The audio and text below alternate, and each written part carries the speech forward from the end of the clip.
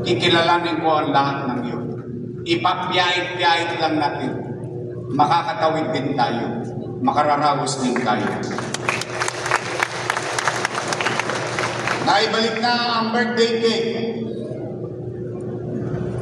35,380 na ating mga senior citizen. Nabalik na ang gatas. Kung may gatas sa matanda, sa mga nanay na nanonood, nakikinig, o nandito, may sorpresa kami para sa mga anak nyo sa mga darating na linggo.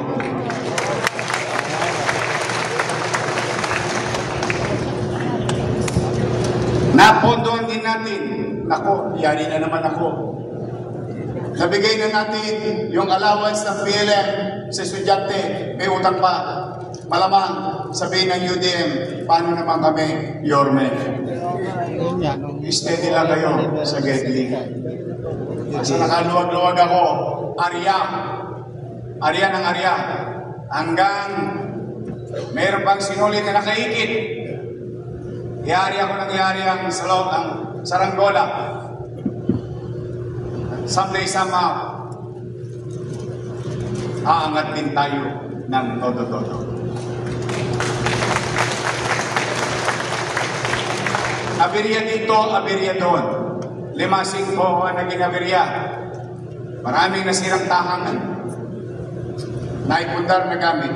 Ngunit, bagaman, ang inyong lisod ay walang kapera-pera, hindi natin kinaligtaan. In fact, tinaasan pa natin ang ating financial assistance sa mga nasunugan. From 10,000, ginawa natin 15,000 pesos per family. That is amounting to 62 million pesos. So far, sana huwag nang madagdagan sa ating lungsod ng Maynila. But then again, dati-dati pag nasunugan ka, maghihintay ka ng 1 linggo, 2 linggo, 3 linggo, niho, hindi ka pa mabati ng pamahalaan. Pero ngayon, salamat sa ating mga kawani, sa City Accounting, sa Budget Office, sa City Treasurer, sunog kaninang umaga, payout ngayong gabi. Mabilis na rin sila, kumilos. I owe it to you. And thank you for listening on the principle behind it when I told you, hindi natin kagad mapapatayuan ng bahay ang mga nasunugan. Ngunit gusto ko maiparamdam sa kanila na may gobyernong pinagmamalasakit sila. Kaya muli, maraming salamat, City Budget, City Treasurer, City Accounting, at MDRRMO. Alam niyo po, at most likely, marami nakakaalam sa inyo. Tayo ay iniwanan ng 10.24 billion pesos na commercial obligation. Ano po ang ibig sabihin ng commercial obligation? Ayan po ay mga gastusin pang-araw-araw na kinukuha ng pamahalaan, gamot, gas, sabon, guardia, construction, and so on and so forth.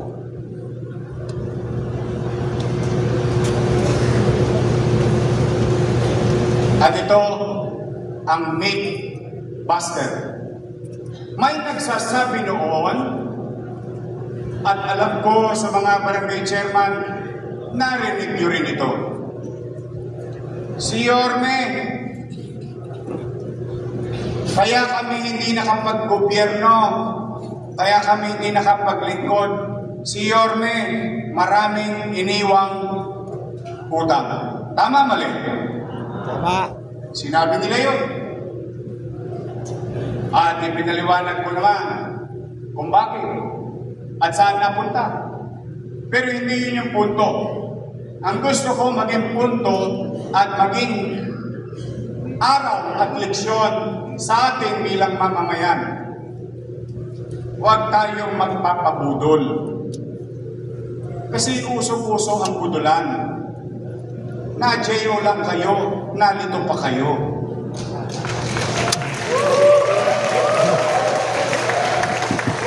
And I'm gonna address it straightforward. Walang pagkukuble. Totoong nangutang ako sa kasagsagan ng pandemya. Ngunit ang ating inutang ay may takdang kabayaran. Ibig sabihin, kahit 10 beses kong sabihin ito, pag ang tengang kawali ang kausap mo, talagang magbibingi-bingihan. Ulitin ko, umutang tayo dahil may mandanas ruling akong natagpuan. At ang inutang natin, tinutugon ng mandanas ruling. Kaya, kung ang sasabihin ay kaya tayo walang gamot sa health center, tambak ang basura, walang allowance, walang binigay sa eskwelahan, and so on and so forth dahil sa utang, hindi po totoo yun. Bakit? Tingnan niyo po ang screen ninyo. Wala pa tayong pera pero ang nabayaran ko na utang or commercial obligation na iniwan nila ay umabot na sa 3.1 billion pesos. Wow, laki ah.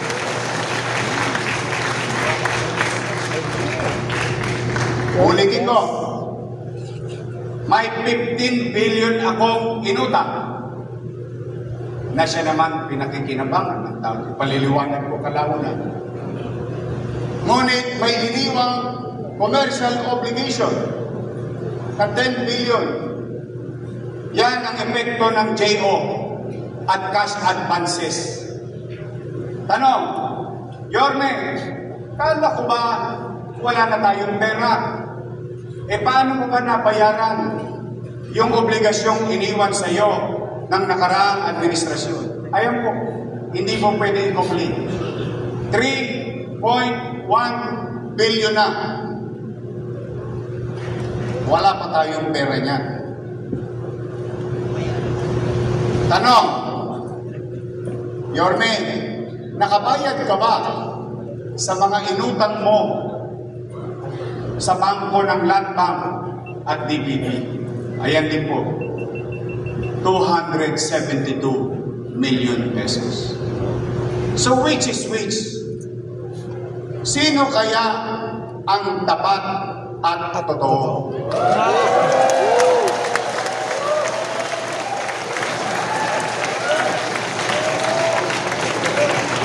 Ang sabi nga,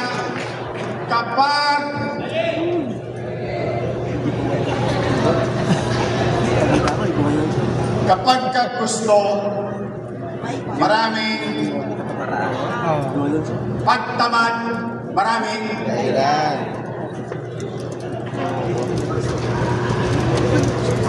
dati, meat buster cannot be lied. Pwede ko namang subain, istapahin. Pakita mo yung susunod na page. 100 days lang yung sa picture, makikita niyo yung mga binayaran ng obligasyon sa kanila. Pulis na nga lang ang utang ko, PWD na lang, sa kasolong perente. Although sa marami pang utang. Gamot na bayaran. Bakit? Bakit natin nagawa yun? Yung una niyong nakita kanina. Yung una niyong nakita na ginawang JO ang pera, imbis na ipambayad sa obligasyong kinuha. So, I think by this time, that will put an end to your doubts in your mind. And I think we have a clearer picture of where we are. But don't worry. Be happy. Makakaraos din tayo. Tanong, totoo ba na may iniwang 10 bilyong commercial obligation? Sila, totoo. Hindi pwedeng ikaila. Ang tanong ng mga Manileño, ang tanong namin, May naramdaman ba tayo sa 10.2 billion na yun? Hindi ako para humusga. Nagmusga na ang taong bayan. Walang naramdaman. Kaya nagtagumpay ang bumalik ka na.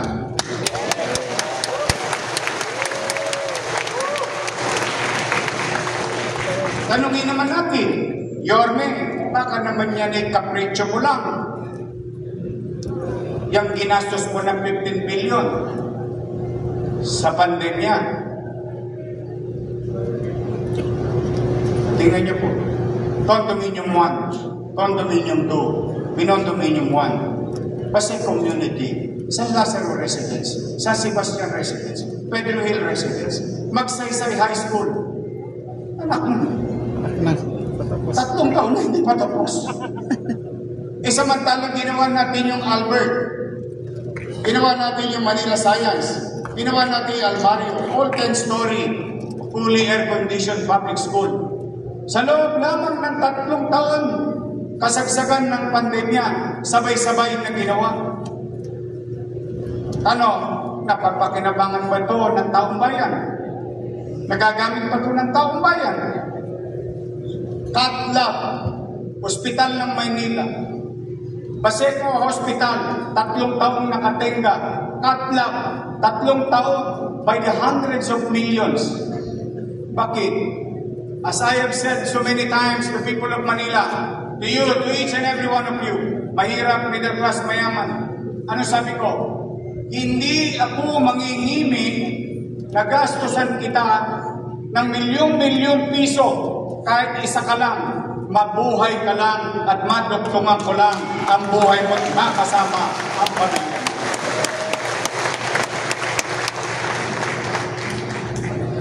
That is our pledge. That is our commitment in delivering healthcare in the city of Manila. Pero wala. Hindi ginamit.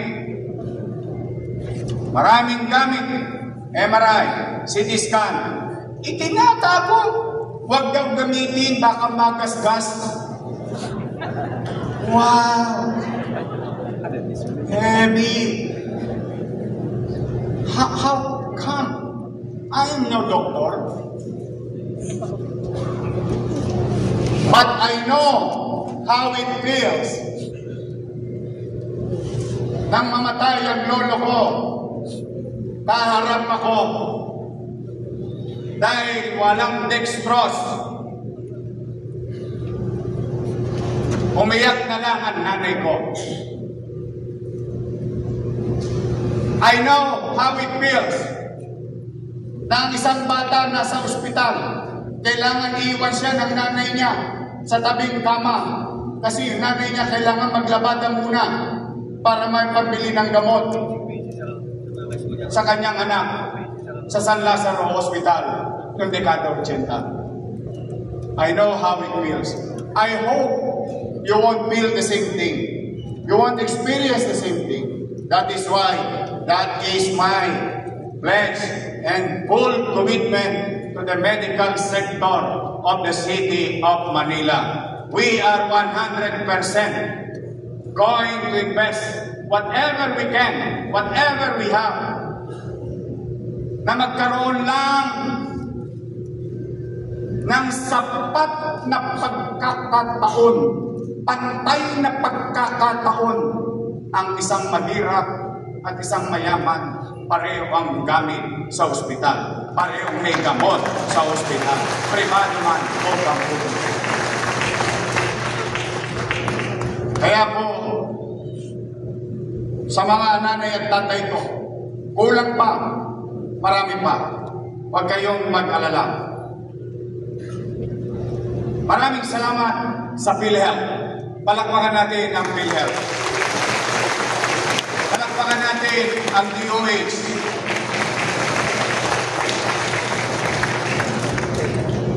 Unti-unti na natin makakamit para sa mga taga-Baseco. We are on track on qualifying to level 1 accreditation of Baseco or President Corazon Aquino Hospital for the people of Baseco. Sa lahat ng maraming minahal, baka barado na ang puso nyo. Kung kayo ay ma-angiogram, and this goes to the rich, to the middle class, and especially the poor, huwag na kayo magpa-angiogram sa pribadong ospital. May angiogram na ang lungsod ng Maynila. In the coming days, once we qualify with the particular numbers, we are going to conduct angioplasty.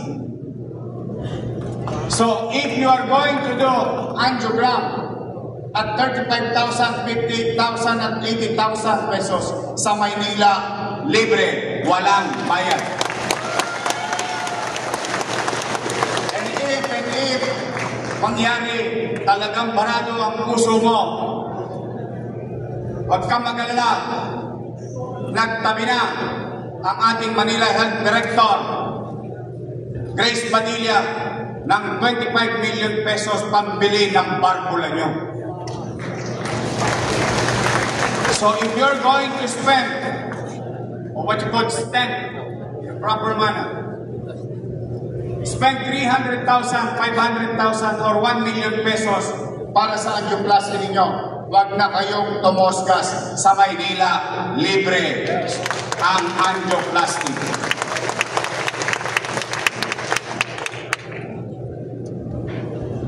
Now, with our commitment to education, wala tayong pera. Yes, kayo mag-alala, makakaraos tayo. But we have to move on. We have to move fast. Because we've lost 3 years of our lives of stunted growth in the past administration. Now, why am I saying that? Before I left as your mayor in 2022, I committed myself to pamantasan Luzon ng Maynila. In fact, not only Laway, I created an ordinance, passed it before the City Council, to make the old hospital ng Maynila to be converted as an educational facility wherein we can accommodate more doctors and nurses. We can be part of nation building by producing more doctors and nurses and medical students. From 300 base sa assessment ng PLM, pag naitatag natin next year ang pamantasang Luzon ng Maynila, College of Medicine, or what you call PLM, Academic Building for Health Sciences. At kilala niyo naman kami. Kung ano ang drawing, yun din ang mangyayari.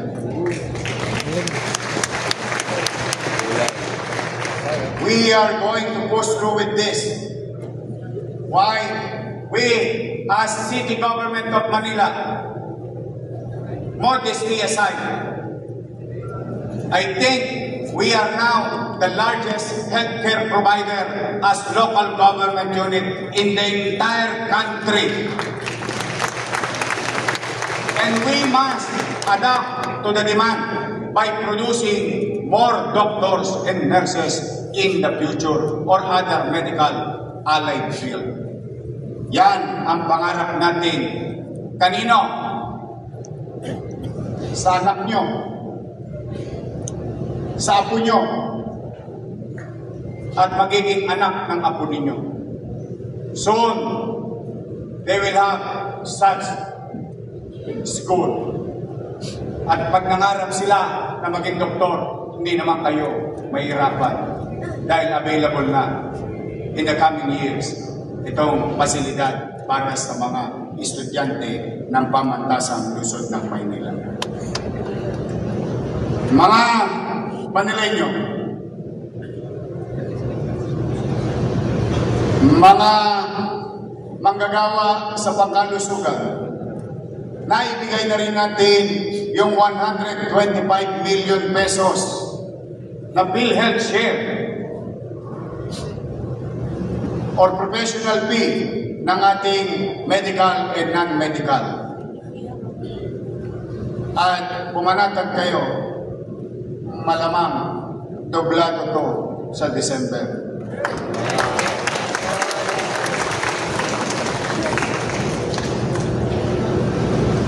Mga kababayan, hindi lamang sa mga nabubuhay natin pinapakita ang Maynila ay may respeto sa kapwa, pati na rin sa mga pumanaw. Sa ating mga taga-Manila Boys Town na mga nakatatanda doon sa luwalhati ng Maynila. Noong araw, pag namatay ang matanda, pinabalot na lang sa tela.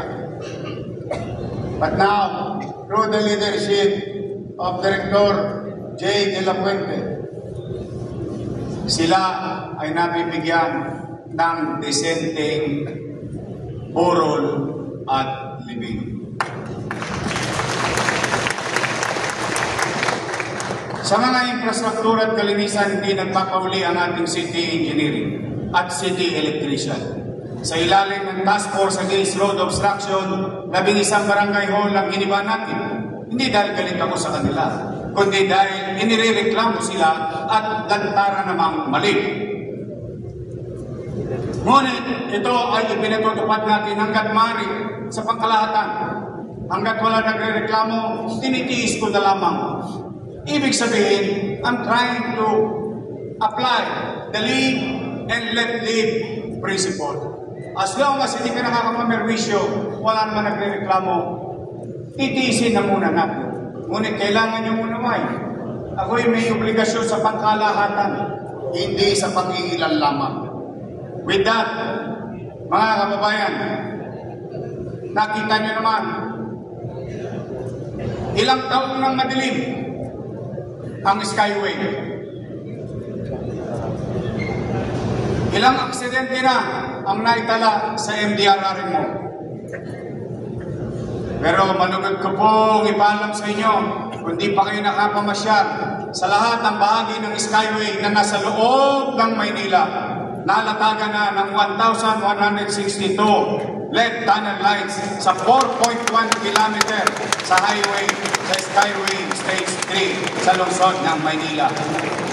Na tinapos lamang less than 45 days. Salamat, Engineer Randy Sada at sa buo ng iyong mga empleyado. Salamat, Ramon Ang. Mabasa ka sana ng ulan. Dumami ka pa. Bakit ko po'y pinagpapasalamat? Lumiwanag, naglagablab ang Quirino hanggang Subel, ang Quirino hanggang Zamora, ang Quirino hanggang Linaw. Walang tosgas ang Maynila. Libre po natin ako.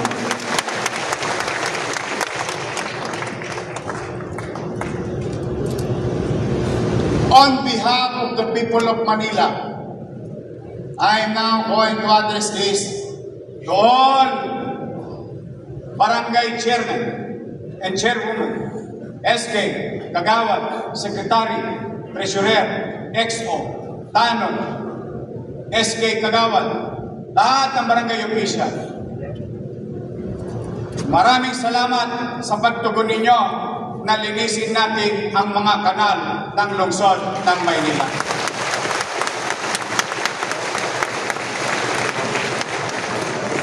Thank you very much. But we must continue. We had a good start, so we must have a good finish. Huwag kayo mag-alala. Kaya araw-araw pa rin kami maglilinis kahit Sabado ko lang kayo nire-request. And I hope you continue, mga barangay official.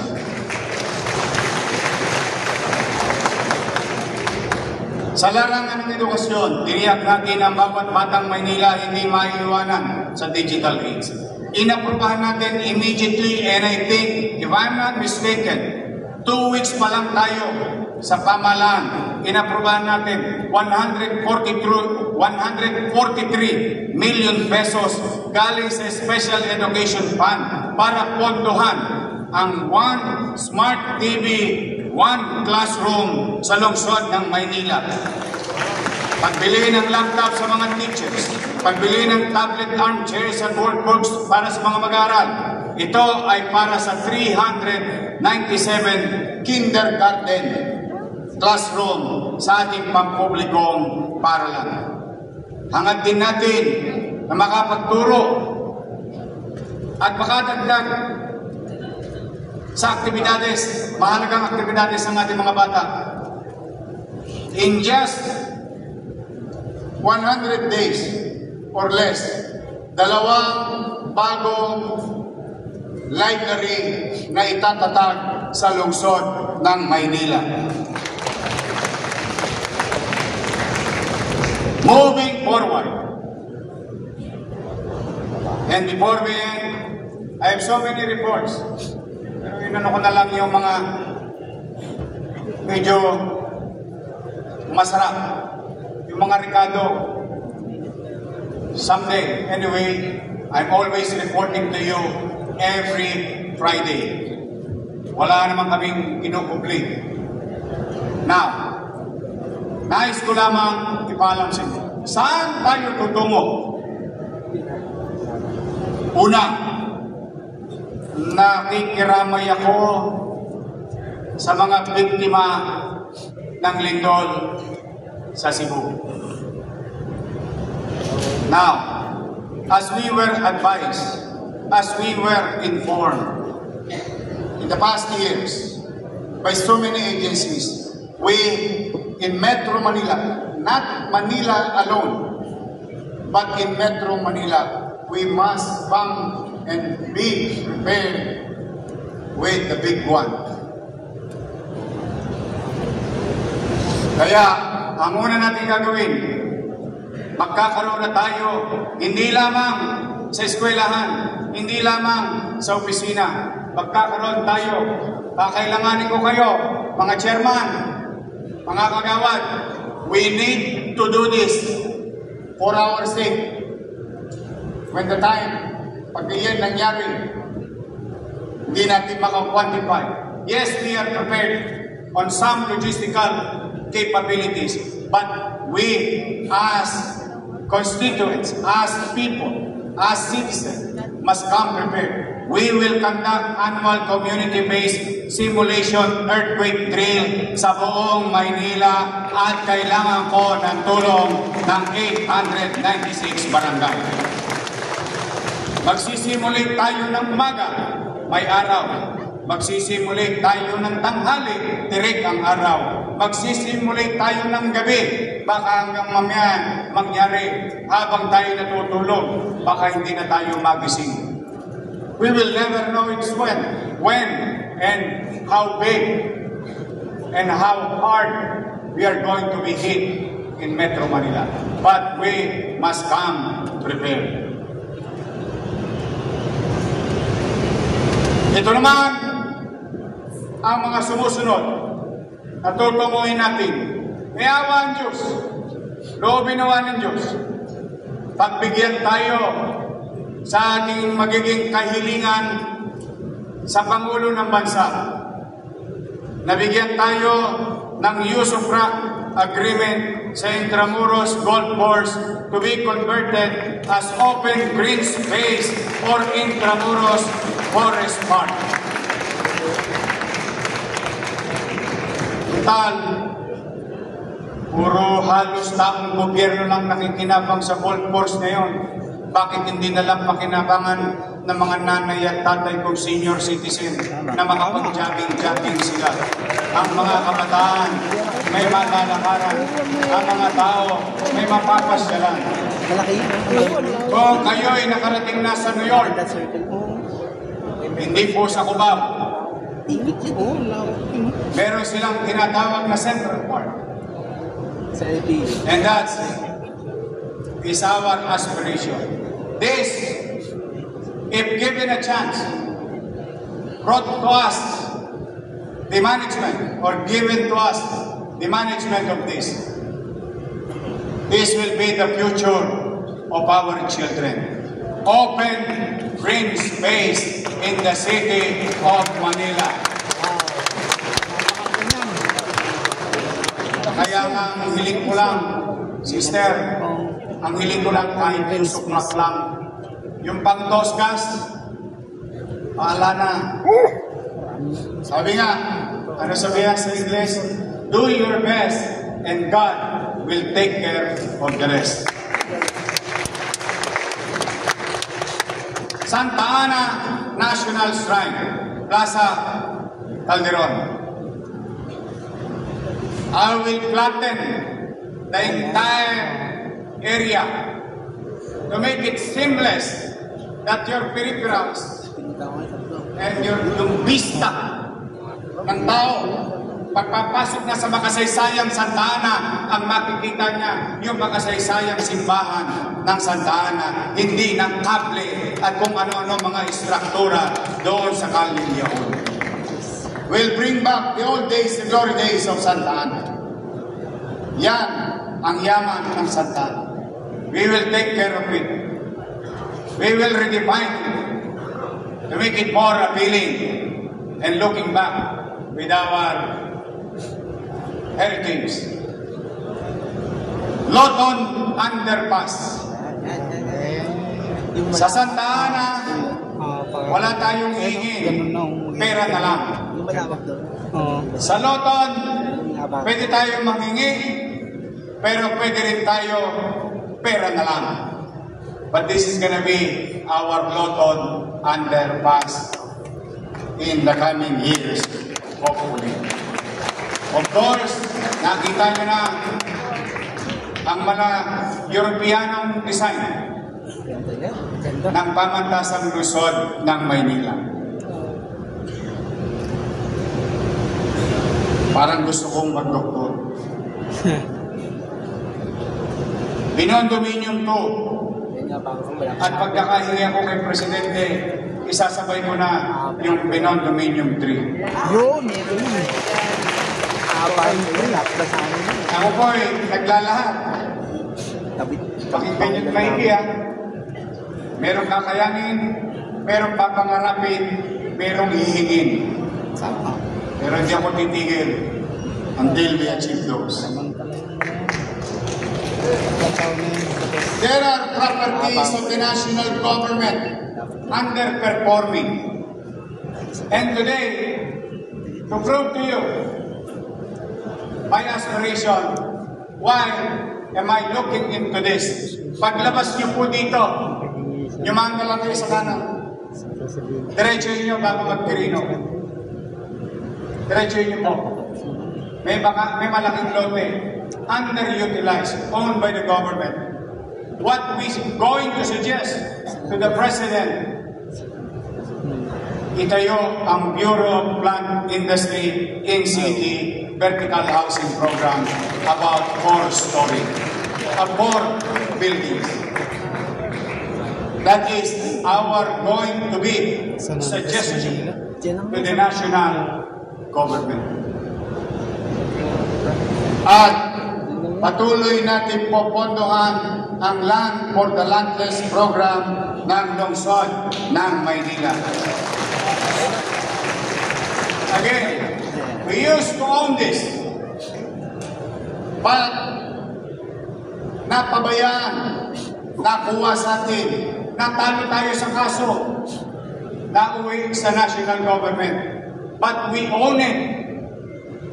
We own it. But just for the sake of being in unison to our national government, we are going to ask, hopefully, to have usufruct of our great jewel of the city of Manila, the operation and management of Metropolitan Theater of the city of Manila. Sayang, Lou Veloso at iba pang mga artista sa teatro. Sayang, yung mga mag-aaral natin. Sayang, yung malikhain natin mamamayan. Ito man lamang Sana, kung hindi maibalik sa atin ang pag-aari, sana tayo na ang operation and management. And I think, Kasi napapabayaan ang information. kayang-kayang patakbuhin yan ng ating direktor na si Cristal Bagatsing ng DTCAM. Pasa naman sa amin. Sa mga taga-Sampaloc, taas ang kamay. Sa mga taga-District 3, taas ang kamay. Taga-District 2, taas ang kamay. Isa sa problema ng 2, 3, 4, nung tinamaan ng train, nung tinamaan ng skyway, nung tinamaan ng connector, na bakante ang lote. Ito ang pangarap ko para sa inyo. Hopefully, payagan tayo ng TRP. Public parking space under the skyway. Hindi masala. Alam ko. Para kayo na mga barangay chairman, araw-araw na lang, most likely, o buwan-buwan, nakakatanggap kayo ng away kapitbahay dahil sa paradahan pa lang. This will be the solution at creating space, utilizing space underneath by the constituents, by the community. Ang kailangan lang dito, mind you, ito walang toskas masyado. Sa Solis din. Piyahit lang ang toskas nito. Ang kailangan lang dito, national government, TRB, Skyway, and Office of the President. Why? Tingnan po natin, kabisado yan ng mga taga-2, kabisado yan ng mga taga-3, taga-4. Pansinin nyo, dalawang bakanting lote yan. The other vacant space is for the future of rail. But underneath is gonna be an open space for life. Then, I think we'll put it in better use. And that is our proposal. Parking space under Skyway NLEX connector viaduct through DOTR and TRB. Now, mga kababayan, as you can see, Condominium 1, Condominium 2, Condominium 1, hindi na po ito mga picture. Pasig Community, San Sebastian Residence that we are about to deliver, San Lazaro Residence that we are about to deliver, and Pedro Hill. Sa mga nabola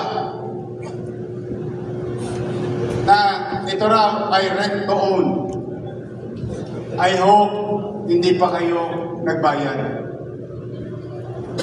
Dahil naawa ko sa inyo. Hindi siya pwede maging rent to own kasi po wala po siyang titulo. Ang rent to own is something that you own later on. Wherein the City of Manila giving it to you for 2,000 pesos. Almost free. At pagdating ng araw, ayaw mo na, umaseso ka na, lahat ng hinulog mo 2,000 pesos, ibabalik pa sa iyo ng lungsod ng Maynila. Why change it? That's why maraming hindi makabig. Bakit?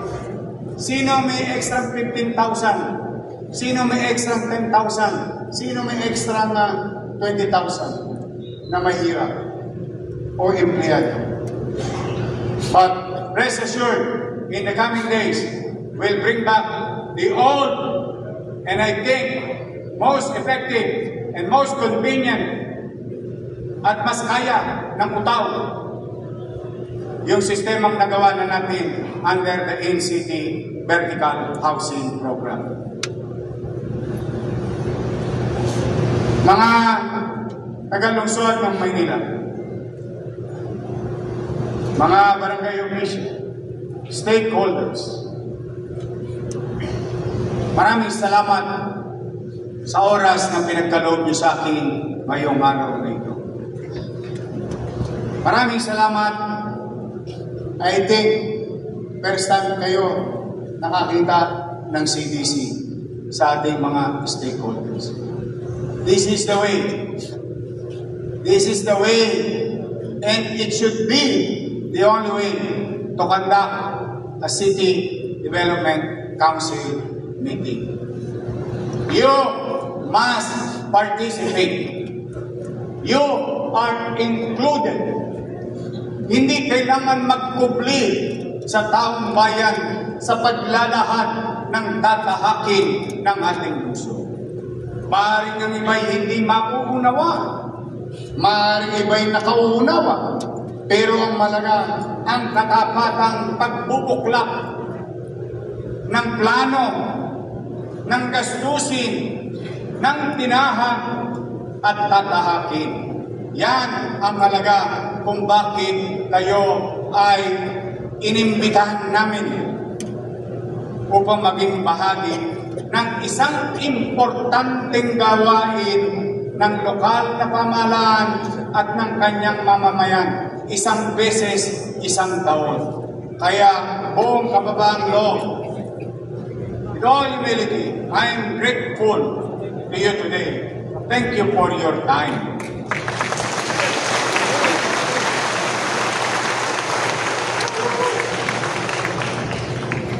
Now, I, your mayor, in my own little way, sa maliit kong kaparaanan,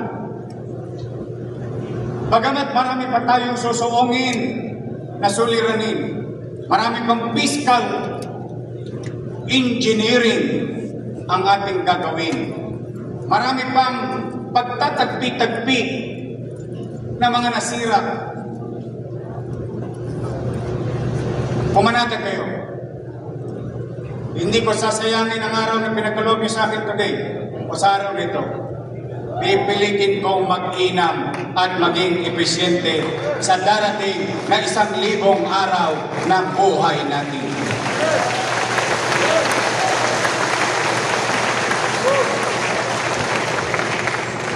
At mayaman ang Diyos, notahan nyo na. Huwag na kayo makinig sa chismis.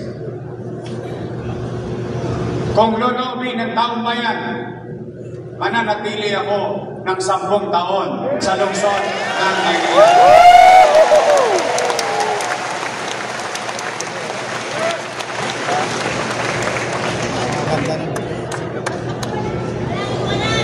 Pagod na ako. And with all honesty, time to retire naman ako pagdating ng araw. But now, are we going to be successful?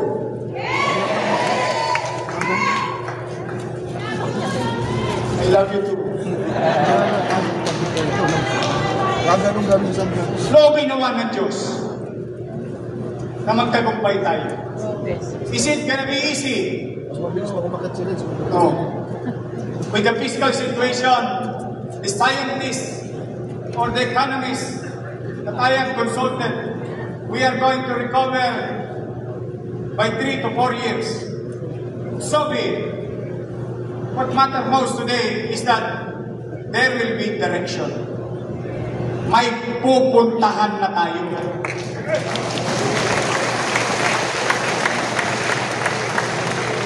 Kaya nagsusumamo ko sa inyo, mga chairman, mga barangay official. Basta ako, sa FNL, paniwalaan nyo hindi, pinatawad ko na ang ilan sa inyo.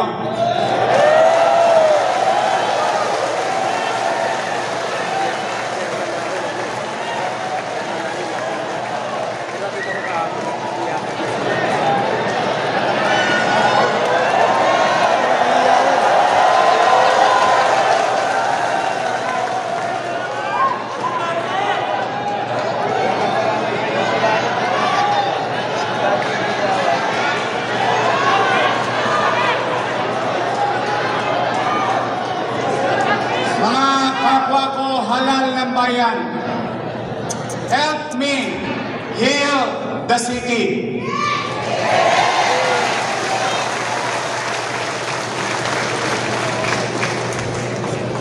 There is a long journey to success. Mahirap matagpuan ang tagumpay. Ang dami kong pakokang.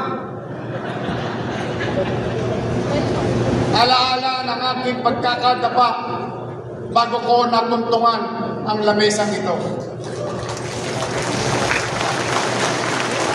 The road to victory is not easy, but it is not impossible. We may fail from time to time, and I may, and some of us may. But we will not fail moving forward. We will continue to move forward, way forward.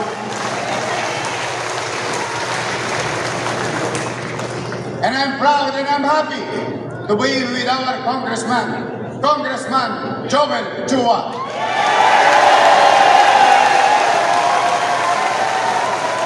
Dr. Giselle Maceda. Congressman Erwin Cheng. Pasensya na kayong tatlo. Ang pinakapaborito ko, Ernest Dionisio. Nag-distrito ko kasi. Yes. See, ako, who am I? Not to forgive. I'm no God. I'm not perfect. I have shortcomings and mistakes.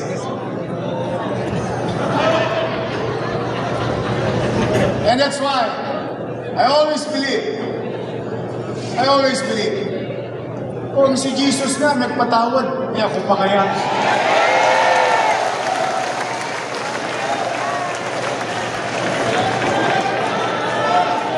Love you.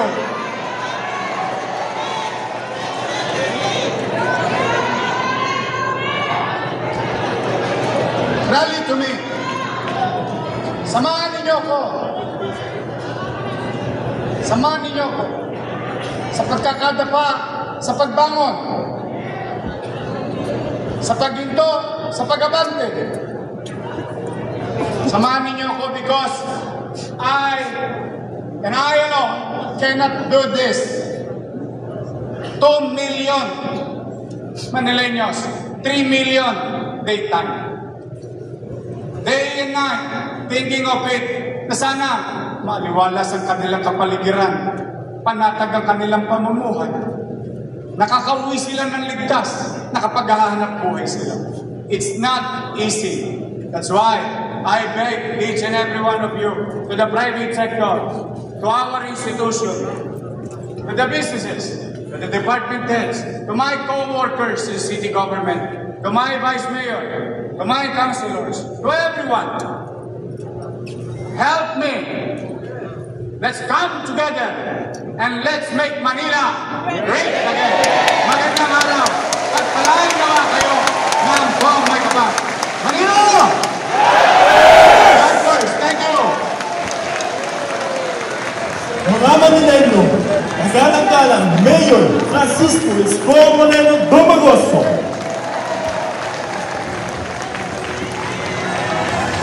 Sa lahat ng mga City Development Council members, stakeholders, sa mga kaibigan natin sa media, at sa lahat ng dumalo, maraming salamat po at mabuhay ang Maynila!